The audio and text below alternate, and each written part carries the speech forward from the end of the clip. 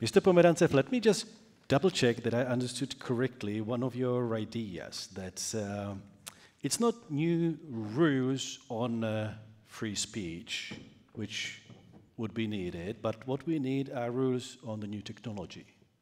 Exactly. So that's a topic tailored for Věra Jourová, regulation. Do you agree with this principle, that we should not touch the principle of free speech, but what we do need is some rules and new regulations on new technology? Okay, thank you very much. It is a bit weird to speak English to the audience in Vršovice. By the way, I would do my best. Misha could do it in Czech as well. I learned today. Ale nechce. Yeah, thank you very much, Peter. Yeah, I hate the sentence. I absolutely agree with you, because there is something which I think Dominik Tatarka wrote as a demon of consent. Yeah, but I agreed with you that the technology in itself is not wrong, but of course the technology in the hands of people fulfilling their dirty purposes, it is a wrong thing. And what was the question, by the way? If you agree with the principle that it's not the free speech, any type of free speech that we should be regulating, but if something needs regulation, it's the new technology. You said it, Peter, that there is no new law which would define new prohibited speech. All the laws we have are maybe stemming, not in this region, but in the West, from after the Second World War. So child pornography, violent extremism, terrorism, and hate speech, which is defined as hate speech which has the potential to incite real violence, turning against the real people or groups of people. So this is what remains on place, and the technological revolution did not change it. When I was promoting the European regulation, I used the example when somebody draws the swastika on the facade of your house, there is a police coming, ringing the doorbell and asking the owner of the house to remove it. This is what we are doing. We are asking Facebook to remove it. And then there should be the second step to go out after the perpetrator, because this is illegal content and this is the promotion of fascism, in fact. Yeah. So we, by keeping or respecting these laws, we are at the same time protecting the free speech. And it has always been the prior or the main principle that the free speech has to be fully protected, but at the same time we introduced the principle that what is illegal offline must be treated as illegal online as well. So in fact nothing new. When it comes to disinformation, of course it's more difficult, because we have to say that vast majority of information and the opinions have to be protected by the law protecting the freedom of speech. But it also has some limit. So we introduced definition of disinformation which requires a reaction. And the definition we use in the EU legislation is that that's the piece of information which has been produced in a coordinated way with the purpose to cause harm to the society. So there are these two things: coordinated production plus this purpose, this intention to do harm. So we tried to come with this definition also with the interest to protect the freedom of speech. Last comment, I think that it's time to shout and to be very clear that bots, AI, is not a person, so it doesn't have the protection of the freedom of speech. And what we see since 2022-23, the deployment of AI for spreading of disinformation this is a real disinformation Armageddon, because when I spoke to the Czech fact checkers, I know you didn't mention fact checking as the purposeful and strong tool, but we have in this country a big number of people who tried to do the fact checking, and they told me it makes no sense anymore, because the magnitude, the quantity of the disinformation produced and spread by AI is so big that we don't have any chance. So my question is, whether we really mean it that we will protect the freedom of speech for the bots. I think that this is the way to hell. Mr. Glenny, what do you think about the idea that we need some new rules which would regulate the new technology, ideally also in order to show and to make clear why on social media something appears up and something's down? Do you think it's realistic? Can that happen? Well, I'll answer that question in a sec. I want to inject a little note of optimism. Thank God. I fear we're going to be in rather short supply. About 18 months ago, sitting in Vienna, I was looking at Central Europe, and I was extremely worried about what might be happening there, that we were seeing the consolidation of what I referred to as a black bloc. We had the possibility of Herbert Kickl becoming Chancellor of Austria. We had Viktor Orban sitting pretty in Hungary, Fico emerging in Slovakia again. I won't talk about the Czech Republic right now. And Alexander Vučić in Serbia. But in fact, despite the fact that they all used the tools that we've been discussing, Kickl overplayed his hands in Austria. He's not Chancellor, and he won't be Chancellor in all likelihood, at least for the next 4 years. And personally, I think that he's missed his chance. Orban is under real pressure in Hungary. He is possibly going to be voted out of office next year, and he's worried about it. Fico is presiding over a mess in Slovakia. And Alexander Vučić is facing a full-scale uprising in Serbia, which threatens his political position. And even in Romania, where we were being told after the cancellation of the first election that Simeon was going to steam through and win, and literally a day before everyone was saying Simeon is up in the polls, he's going to win, he lost, and he lost by a significant percentage point. So I'm not entirely sure yet if all the techniques which are undoubtedly being employed have actually yet matured to the point where they succeed. But having said that, the issues that both of you have raised are incredibly important, and I think that your point about bots should not be afforded the freedom of speech is really important. And the question of scale and the question of media ownership, and when I'm talking about media now, I mean social media, is actually not the whole story. The whole story is the question of who owns the means of communication.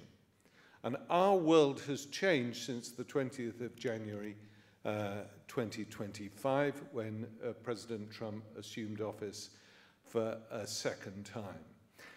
Why is that? And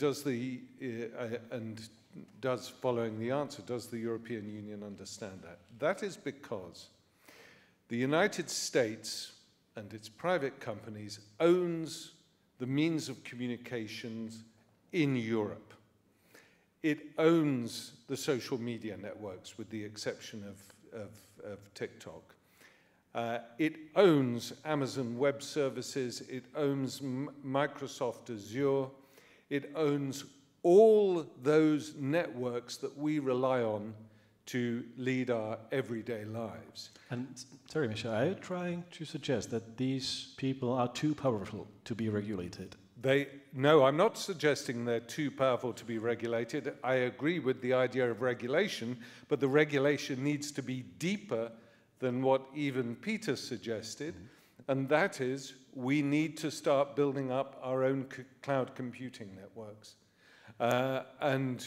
Indeed, the European Union has recognized this, because in 2024, it brought forward proposals for the creation of cloud computing networks in Europe, because as Friedrich Merz himself, who was an Atlanticist from the very start, has admitted, we can no longer trust the United States.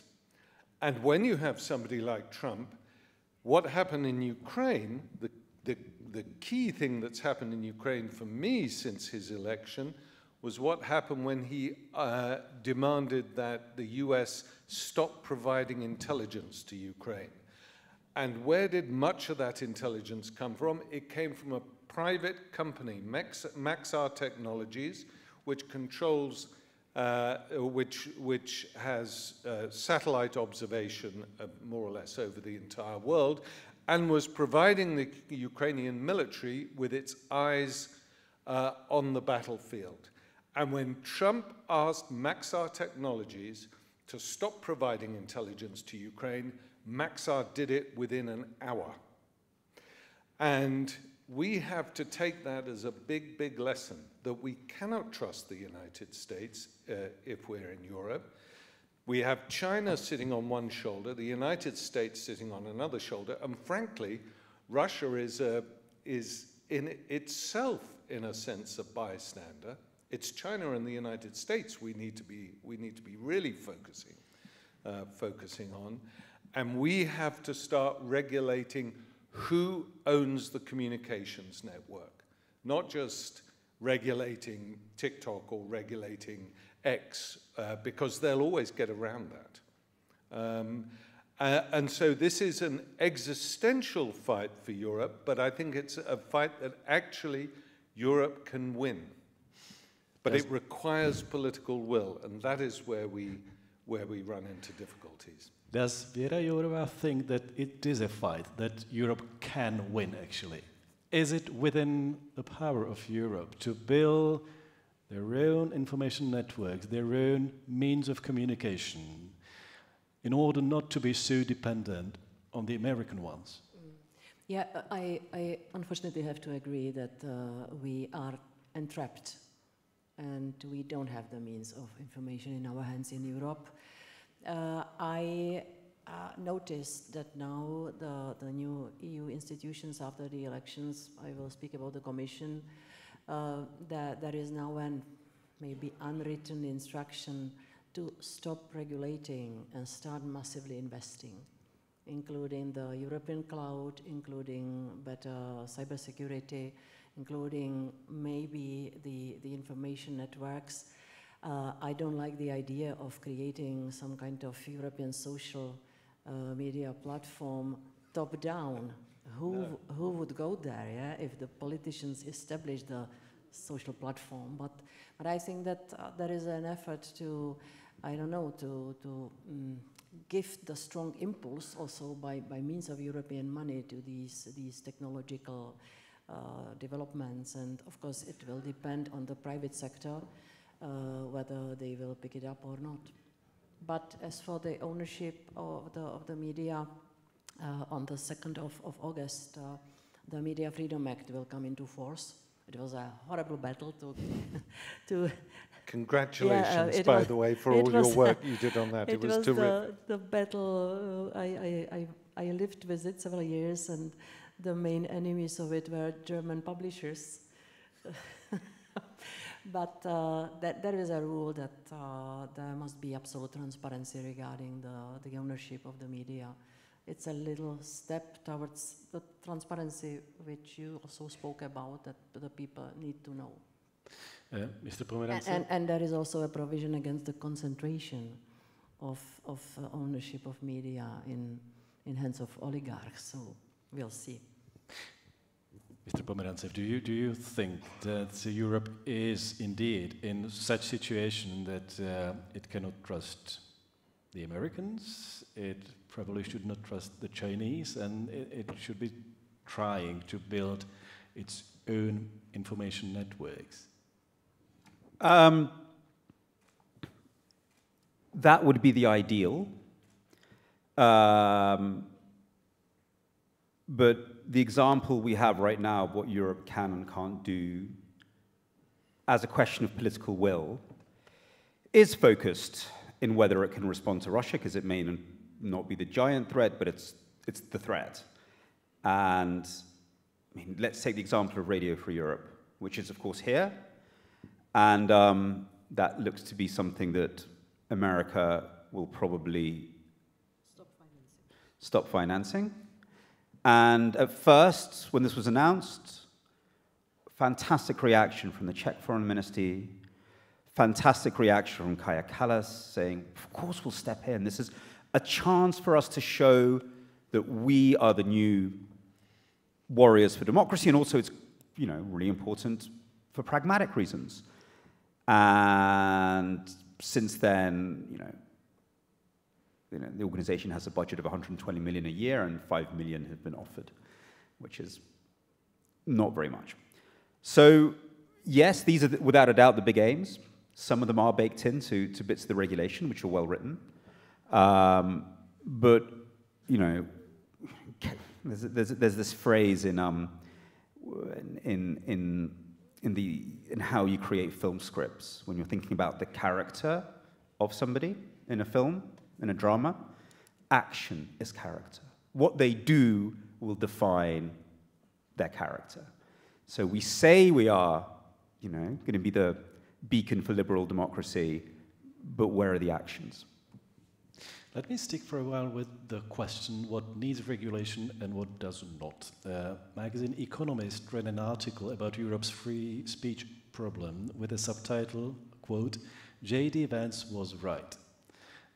And we all feel that it's a cheeky subtitle, but still, Economist argues that hate speech laws can backfire and have backfired in some cases. Do you think that The Economist might have a point, that European countries might have gone too far? So, I've written for The Economist, but as everybody knows who reads The Economist, it's a great magazine as long as you don't know what they're talking about, because they do summarize arguments really well. If you have any knowledge of the terrain, it's really annoying. So look, that article completely missed the point, frankly. The difficulty that we're facing is the leap from a non-digital age to a digital age when it comes to hate speech. These laws existed already. There's no new hate speech laws. By the way, in Germany, there are blasphemy laws from like the 17th century. There are all sorts of laws, that have been piled up over the centuries. In Germany, it is actually legal to insult the church, just so you know. Nobody ever acts on these laws. And if somebody said it in a bar, nobody would. And most hate speech would have been said somewhere and nobody would have reported it. Suddenly it's online, suddenly it's permanent, suddenly everyone can see it, and most people never understood it was illegal. There is actually a chance that somebody would take people to court in Germany for blasphemy. It's actually technically illegal. So we have this weird moment where we've taken stuff that was there, it's now online, and actually legally, those laws were there. So we have to start thinking about that moment. What do we do with that moment? The only new laws that in Britain were introduced, which are, and they're kind of non-laws, they're basically, because there was so much online harassment and bullying and horrible things being said, and because the British didn't want to make it criminal, they came up with this idea of non-criminalized speech, which is basically the police will come round to somebody who's being abusive online and say, please don't do this, have a cup of tea. That's all they can do, yeah? But it was a way of like signaling, like, this isn't normal, let's get to a new norm. What happened very quickly was people would start calling on their neighbor saying, look, my neighbor's written something horrible online, and the police would come around very plodding, going, would you like to have a cup of tea around this, So it's non-criminal kind of offensive language. So what we're all negotiating is this strange space, between what was once said in a pub and nobody cared, but is now said online and everyone sees it's permanent. And we just need a social discussion around this. I don't think it's a criminal discussion, frankly, but we are going to have to go through a process of getting used to that. But the idea that there's some sort of new hate speech laws that have introduced, there really haven't been very much. Hate speech is different in every country. In Germany, you can't put a swastika up. In Ukraine, you can't put a swastika up. In America, it's your goddamn right to put a swastika up. There's always been these differences about what is qualified as hate speech, what is qualified as incitement. They have always been there. This is not new. And if we forget the Economist completely, still we can see that there are many people who genuinely believe that there is censorship in Europe and free speech is being limited in the EU. Why is that, Mr. Glenny?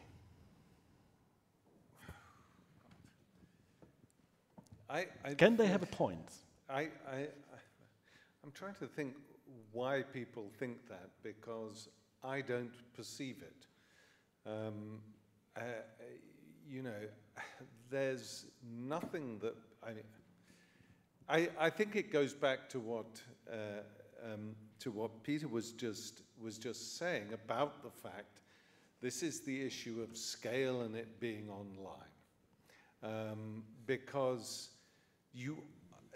there aren't endless concrete examples, concrete evidentiary-based examples of people being denied access to free speech. Now, as it happens, I differ probably from Peter on this issue, but I thought the Romanian intelligence agency's decision to release the dossier on Georgescu was a mistake, and I think the cancellation of the first elections in Romania was a mistake. Oh, I agree with that. Good. I thought you might not. No, I thought it was complete clusterfuck. It was a you know, because, look, it may be that it had been influenced by TikTok. The point is they held the election. They knew what the circumstances were. And publishing the information, first of all, from an intelligence agency, and for me, I'm old-fashioned on this, an intelligence agency is to get information to give to a government. It is not the intelligence agency's role to intervene in a political debate. I think that blew up in the face of the Romanian government, so doing. And of course Vance used that. Of course Musk used that, because that did look like an open and shut case of the state trying to manipulate. And this, of course, feeds into the whole deep state rhetoric that is of which the American and right is so fond. But no, I'm not sure that many people do believe that there is an absence of freedom of speech in Europe. It's certainly easy for somebody like Vance to convince Americans that there is no freedom of speech here. But I think if you ask, you know, 9 out of 10 people on the street will tell you that, no, there is freedom of speech. They don't feel it themselves at all, unless they have been sucked into the sort of QAnon-style conspiracy theories that are popular and maybe passively important, but I don't think people actively think that. I really don't. Věra Jourová. Three points. First of all, you spoke about the need to know what's happening with the algorithms and how is influenced what we read, what we see.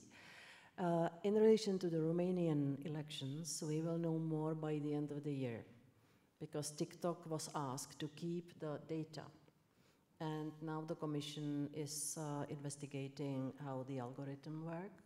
And what happened 2-3 weeks before the elections, when Mr. Georgescu had 0.1, 2, and suddenly his boss jumped up, and he was even laughing that it happened without any investment, that it didn't cost him anything. And I was crazy when I was listening to it, because it happened on TikTok, and I had discussion with the owner of TikTok in Silicon Valley several months ago. And I told him, Mr. Cho, do you know that your network is being abused for political fight?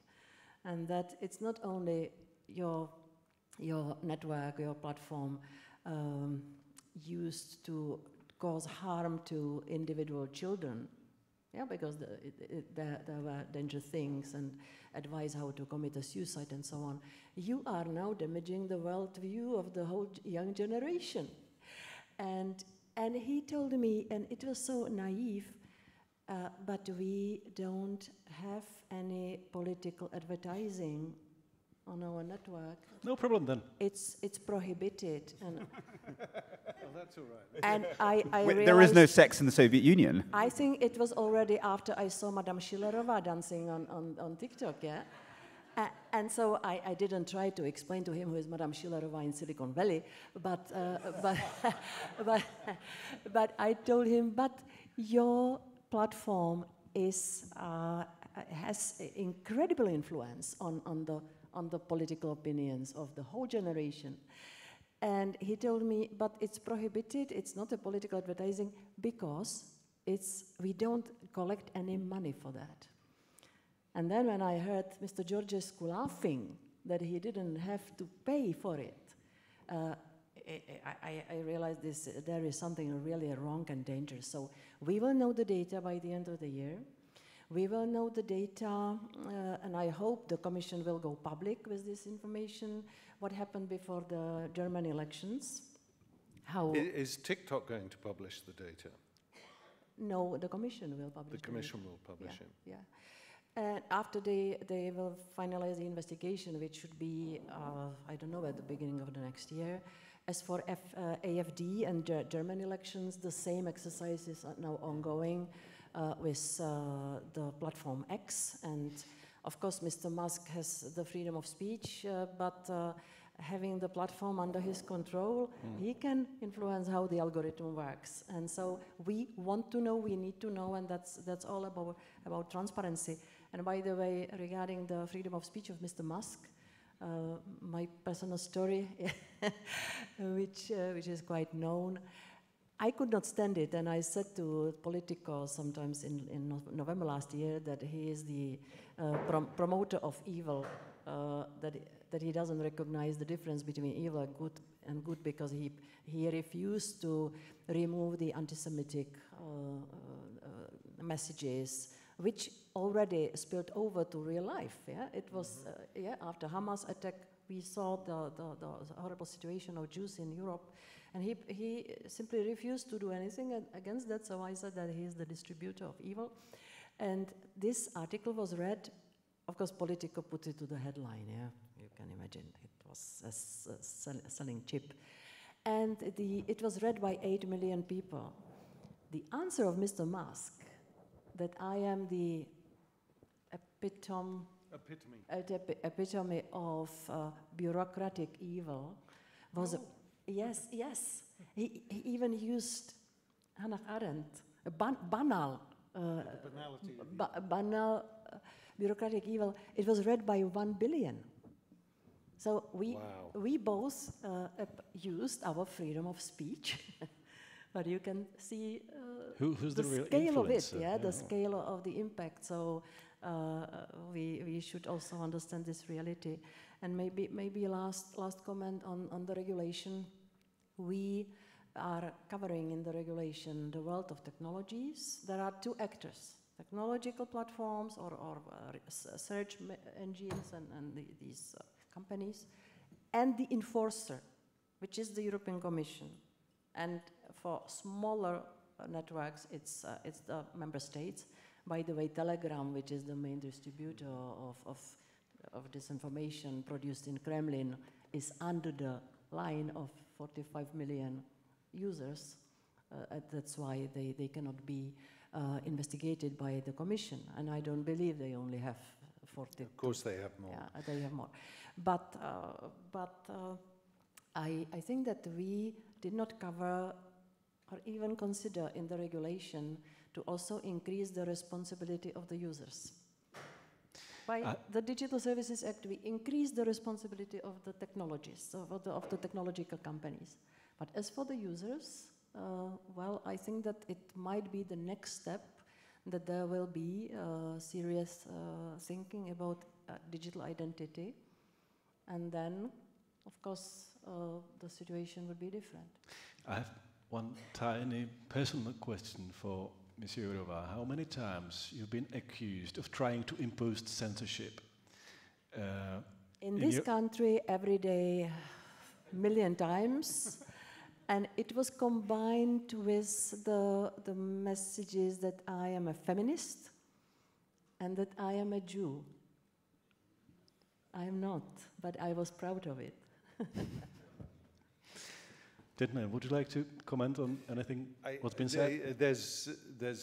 I want to go back to the issue of technology and scale, because I want to address the issue of artificial intelligence. Artificial intelligence poses a new set of problems for us. Let us take, just talking about ChatGPT and DeepSeek now, and the other open source. They're all open source software, and that's important.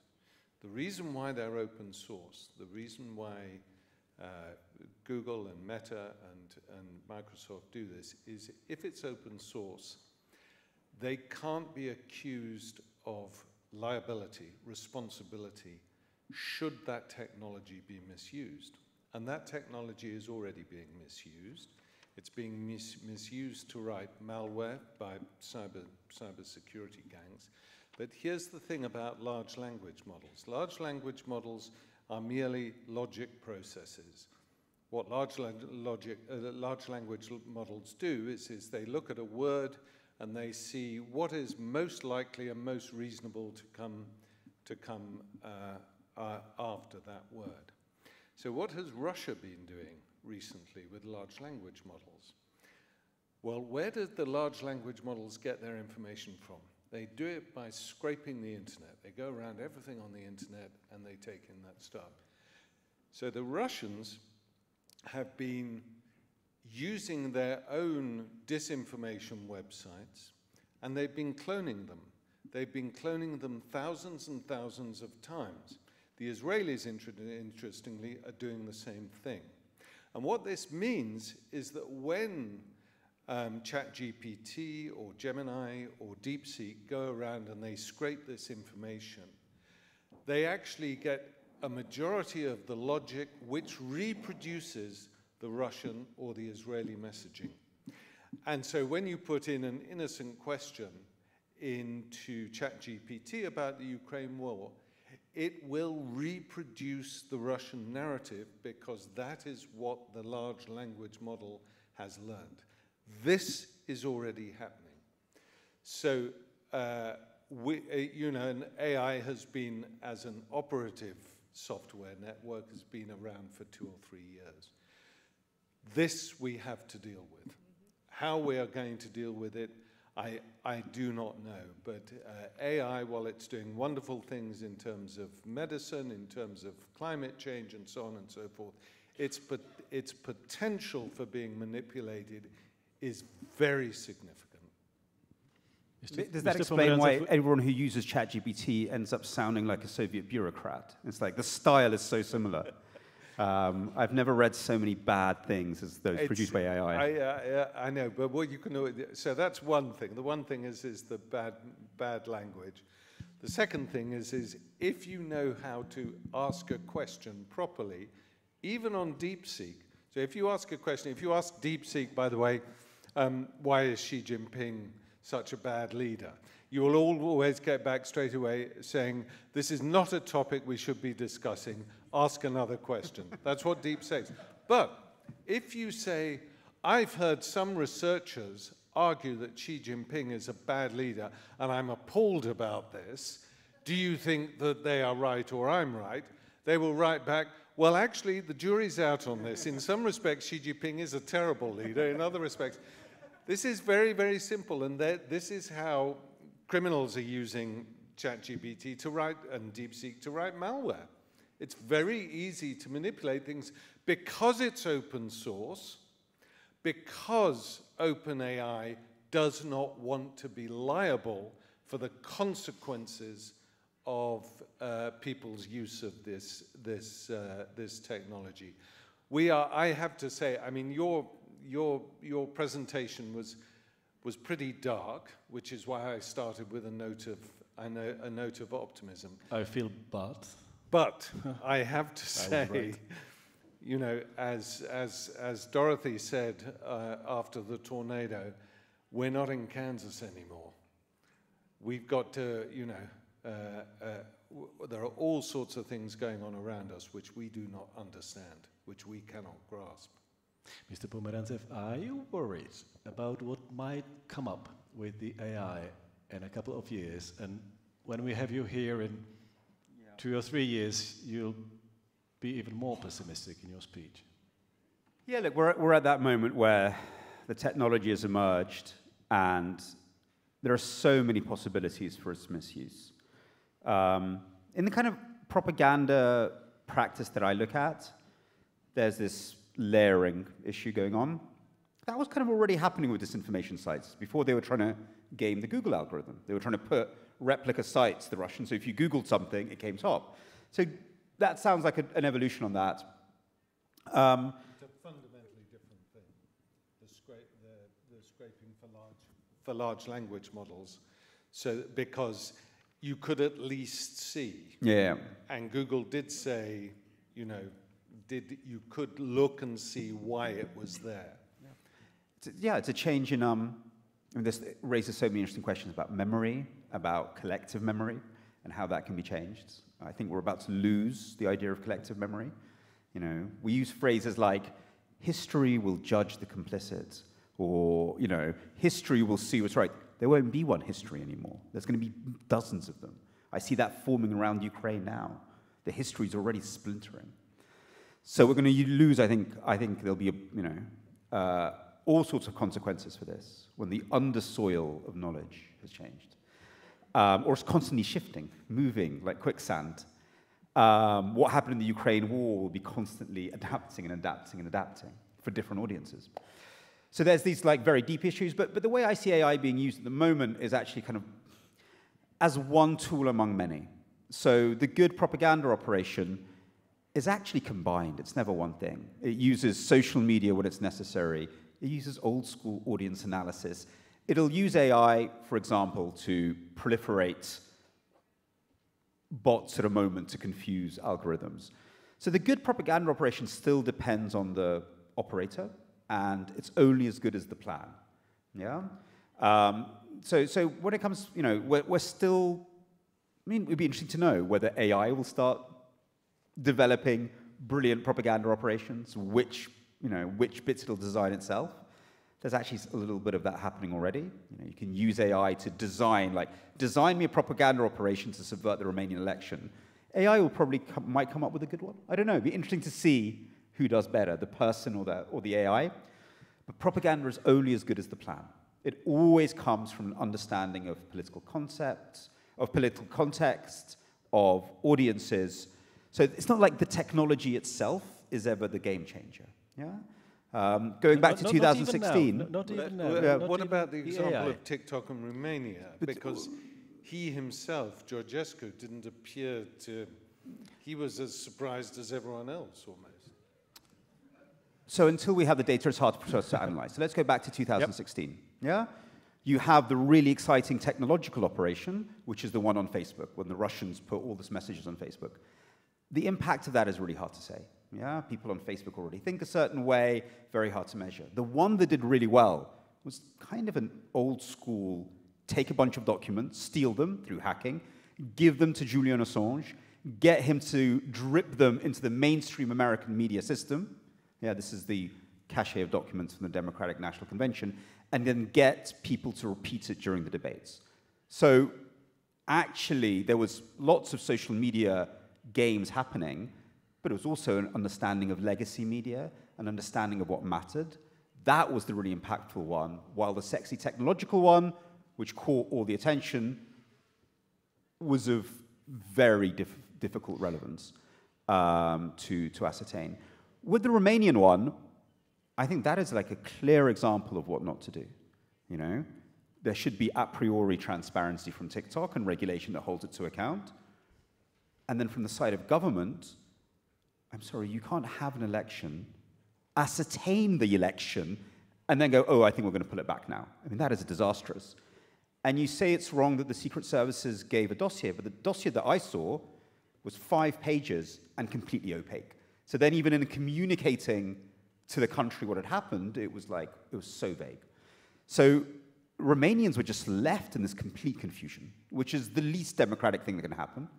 So it was like, it's almost a template of what's wrong with our whole public understanding of this issue. I'll pause it. I'm looking at the clock. I've got one more question for all of you.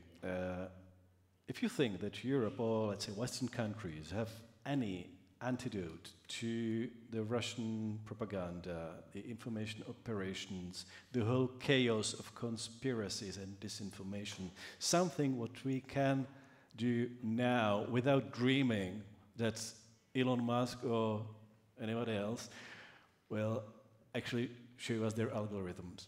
So what can we do now? Yes, Věra Jourová. I will start by answering something you didn't ask. Okay. But were you a politician I ever? am a politician, yeah. It'll be short. Where the Russian propaganda is successful, it always needs 3 conditions. You also touched upon that. This kind of emotional preparedness. Yeah, I sometimes speak about the nations which like to listen more to Vladimir Vysotsky than to Jacques Brel. Yeah, this is in Europe we have these basic reactions, emotional ones. Yeah, I like them both. You like, yeah, me too. So where is this fertile ground, emotional, historical, cultural proximity of the language? The second is the low education and low preparedness of adapting to the new ways of communication. Yeah? And the third thing is to have strong political proxy in the country. So we can speak about different countries in Europe where they are immune. And I will use one example, it's Finland. Because Finland was immunized against the Kremlin propaganda over the whole time of the Cold War. And they were educating people to understand, to know the history. And so when there were presidential elections in Finland, there was no one piece of disinformation. Yeah, so Russia also knows where to invest and how, sorry to be that cynical, how expensive it is to brainwash one person. Yeah? And there are countries which are more immune, and I would say that there are many other things than only to regulate the technological platforms. There is better communication from the side of the Democrats. How dirty the Democrats can be, good question. I will leave it without answering. Second, strong media, especially the public service media. Only third is the regulation of the platforms, then education, then the civil society which cares about where the country goes, active people. Only number 6 is the reaction of the law enforcement, because on the disinformation which are able to incite panic, this is a crime, and it also needs a reaction. And the number 7 in Europe is the reaction of the actors working in the field of foreign interference. It's mainly for the ministries of defense and NATO. Yeah, so sorry, it's a list of things which need to be in place to make the country more immune. When I don't speak about the whole Europe, I speak about countries and nations, because this is very much related to culture and language. Mr. Glenny, what do you think? Which weapons do we have? What can we do? Well, first of all, there are a couple of issues. First of all, I'm very glad that you mentioned public service broadcasting, because a strong public service broadcaster is very, very important. One of Herbert Kickle's programmatic promises in the last election was the first thing he would do if he were Chancellor is to start dismantling ORF, Austrian radio and television. There is a permanent assault coming from the oligarchic media owners in the United Kingdom, Murdoch, Rothermere, and previously the Barclay brothers, to dismantle the BBC. And yet the BBC remains one of the most reliable, constantly under attack, institutions that exist within Europe, I would say. But also the other thing that public service broadcasting does is it means that you wake up in the morning, and if you turn on the news, the whole country is listening to the same news, so that they are actually, they're talking the same language. So I think this is extremely important. It's very difficult to maintain public service broadcasting because of the streamers, because of the way that money is shifting in the media world. But it's very important, and it's important that they remain independent, public, not state, but independent editorially. And actually, Czechia is a good example of this with Česká televize and Český rozhlas. I would say two final points. First of all, those of us who support free speech, those of us who support liberal democratic agendas, we have to look at our mistakes very hard. We have to look at our politics. You know, I have been saddened recently looking at my country of birth and one of the countries of my citizenship, the other being Ireland, the United Kingdom, when I see the Prime Minister chasing after Nigel Farage's agenda. We have to be much more confident about a liberal democratic vision of the future, and not one which follows the politics of scapegoating, which is what's been happening all over Europe. Finally, I would say, and I want to come back to my issue of who owns the technology. There are 7,000 Starlink satellites circulating in low Earth orbit around the Earth. The nearest competitor to Starlink is Eutelsat, which has 634 satellites, which means that there are more than 10 times Elon Musk's satellites going around the Earth. What do they provide? They provide Starlink. Forget about the putting a person on Mars. This is about communications control. And while he's doing his Doge activities, he has also persuaded the Federal Communications Commission to allow Starlink to provide mobile telephony in the United States. Half of his subscribers are outside of the United States, and this is the way that communications are moving. And again, this is a wake-up call. Both Musk, his friend Peter Thiel, and the Chinese are looking to establish what George W. Bush defined as total information awareness. This is no longer a fantasy from science fiction novels or whatever. It is happening before our very eyes. And we have to act in response to this. The only thing left, I'm afraid, is the European Union. And I say that because political consensus in the EU is so difficult. But we must be aware of what's happening. Mr. Pomerantsev, quick final word. Yeah, I mean, look, what should we do? You've touched on issues that I won't then. Russia is also an actor, and as an actor, it has its own calculations and risk calculations. Fundamentally, Because I think your question was about Russia at the start, wasn't it? Yeah. Oh, yeah. So those calculations will not change until Putin and the paranoid KGB men around him do not worry about their sense of control being undermined. We see that over and over again. They're obsessed with control. They worry about a repeat of 1991 and of 1989. And that is their obsession. That's what keeps them up at night. At the moment, we are doing nothing in the form of what some people now call cognitive deterrence in order to push back at them. They will stop their operations when they feel we are putting enough pressure on them. Yeah? They live in a very, very fragile society, full of vast vulnerabilities, which we simply have chosen not to touch. If we really want them to stop doing stuff here, we can impede, we can slow down. If we want them to stop, if we want to get to peace, that'll only happen when we put pressure on them, obviously economically, but also to undermine their sense that they have total control over their societies. At the moment, they are not nervous.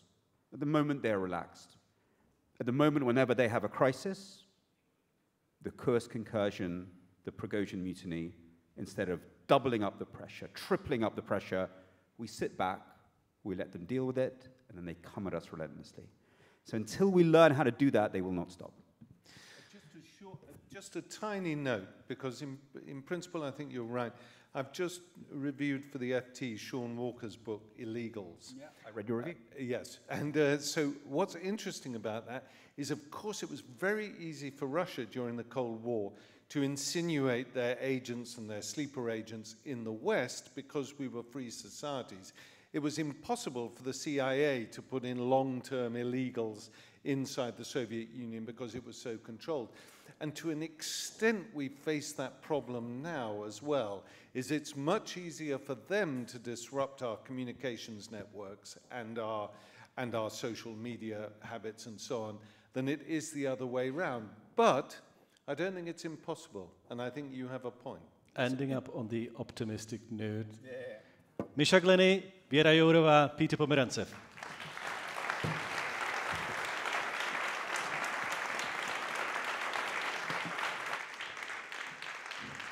Thank you all very, very much indeed.